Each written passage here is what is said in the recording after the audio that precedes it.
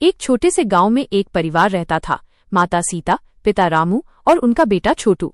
दिन के समय यह परिवार बहुत गरीब था।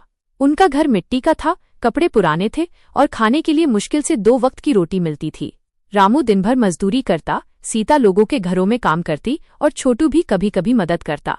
गांव वाले उन्हें देखकर अक्सर कहते, बेचारे, कितना कठिन जीवन है इनका।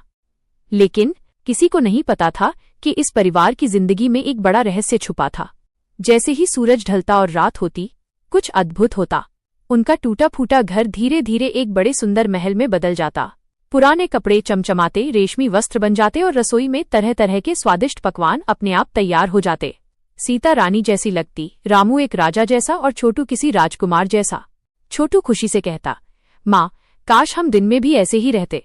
सीता मुस्कुराकर कहती, बेटा, ये भगवान का दिया वरदान है, लेकिन इसके पीछे एक शर्त भी है। दरअसल कई साल पहले एक साधु उनके घर आए थे। तब भी परिवार गरीब था, लेकिन उन्होंने साधु की पूरी श्रद्धा से सेवा की थी। खुश होकर साधु ने कहा था, मैं तुम्हें एक वरदान देता हूँ, तुम्हें हर रात अमीरी मिलेगी। लेकिन याद रखना, अगर तुमने इस रहस्य को किसी को बताया तो सब कुछ खत्म हो जाएगा। रामू और सीता ने ये बात कभी किसी को नहीं बताई। लेकिन एक दिन गांव का एक लालची व्यापारी महेश रात में उस घर के पास से गुजर रहा था और उसने वो महल देख लिया। वो हैरान रह गया, ये कैसे हो सकता है? दिन में तो ये गरीब होते हैं। अगले दिन वो रामू के पास आया और दबाव डालने लगा, सच बताओ, तुम्हारे पास इतना धन कहाँ से आता है?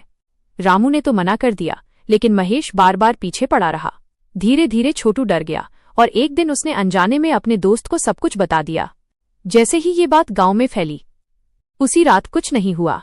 घर वैसा ही टूटा फूटा रहा। न कोई महल बना, न कोई स्वादिष्ट खाना आया। सीता की आंखों में आंसू आ गए, हमसे गलती हो गई। छोटू रोते हुए बोला, माँ, अब क्या होगा? तब रामू ने एक गहरी सांस ली और कहा, अब हमें अपनी मेहनत पर भरोसा करना होगा। इस बार परिवार ने और भी ज्यादा मेहनत की। रामू ने नया काम सीखा, सीता ने अपना छोटा सा व्यापार शुरू किया और छोटू ने मन लगाकर पढ़ाई की। सालों की कड़ी मेहनत के बाद वे सच में अमीर बन गए, लेकिन इस बार बिना किसी जादू के।